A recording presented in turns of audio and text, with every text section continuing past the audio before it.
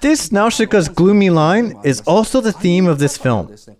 In the anime, the Valley of the Wind is depicted like a utopia. A director, Mamoru Oshii, has criticized this severely. But behind the scene, as I have just said, life is quite harsh, such that people become bedridden in just 1.5 years, as you realize gradually. This is because what Hayao Miyazaki wanted to do was to depict desert people, even in his debut manga. He dealt with the theme, why do humans live in such a harsh environment as the desert? And how should I say, I brought this up when I gave a talk on Porco Rosso. But there is a novel called Wind, Sand, and Stars by Saint-Exupéry, also depicting a harsh environment of South American and African deserts. The reason why humans live in such an environment is that by being exposed to the wind in such a cruel environment, so to speak, living in a harsh nature that is not friendly to humans, their humanity and spirituality will be enhanced. Miyazaki read this in his youth, was really shocked and became obsessed with an idea of why do desert people live in the desert since then? Why don't the desert people live in water-rich areas? Because they do not settle but keep relocating. But we may think, if they can move around, why don't they just live in a more comfortable place? How come they bother to choose places that are hard to live? That's the question that comes out in all of Miyazaki's animation works, the major theme that comes out many times in his films.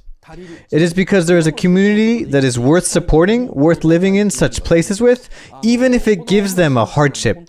And you can start to see that kind of theme in Nausicaa. The Iron Town of Princess Mononoke is a typical example. In Princess Mononoke, that was depicted as the theme of the film in a more straightforward way.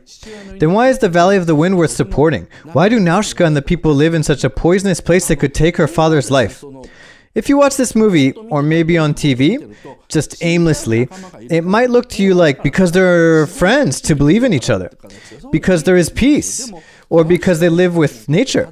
However, for Nausicaa and the people, life in the Valley of the Wind should be something more cruel indeed. So, to what extent should their life in such a cruel environment be depicted? This was where Miyazaki and Takahata had a big fight, as I mentioned earlier. I would like to cover this major theme in detail in the limited broadcast.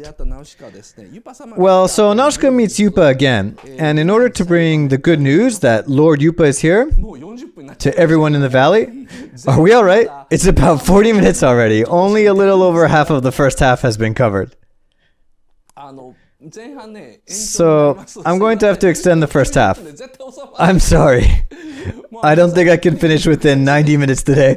Well, please sit back and relax.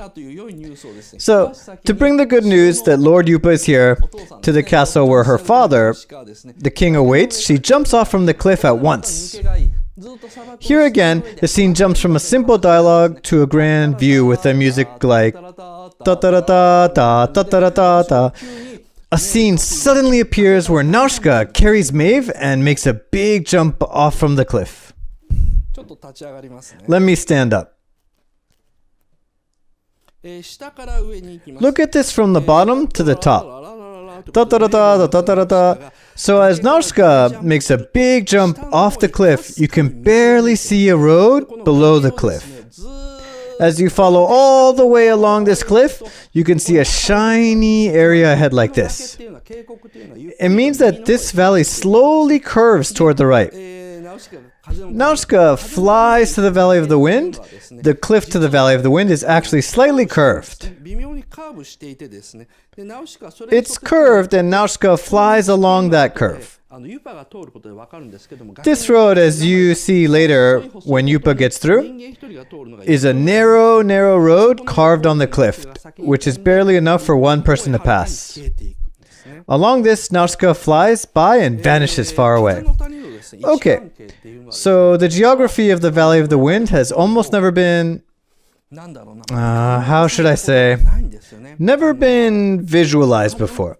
The bottom of the Valley of the Wind cannot be viewed due to the large right turn.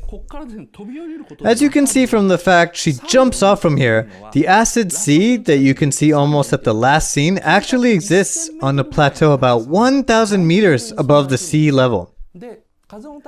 While the Valley of the Wind is located near the sea at almost 0 meters from the sea level, at the bottom of the cliff, which is so much lower than the acid sea and the toxic jungle that are 1,000 meters above the sea level, this height difference itself is the basis of the existence of the Valley of the Wind. That's why there are 2 oceans appearing in this movie. One is a safe sea called the Salt Sea, near the Valley of the Wind, from where the wind blows in. Well, even though it's a safe sea, NAUSICAA and the people do not run any fishery there. So this sea is basically dead. On the other hand, from NAUSICAA's side, all the way up about 1,000 meters above the valley, there is the acid sea in the desert and the toxic jungle beyond that. So they live between those 2 oceans. So, please grasp the whole structure of the Valley of the Wind where they live in such a narrow space. Okay. Let me drop this to this side.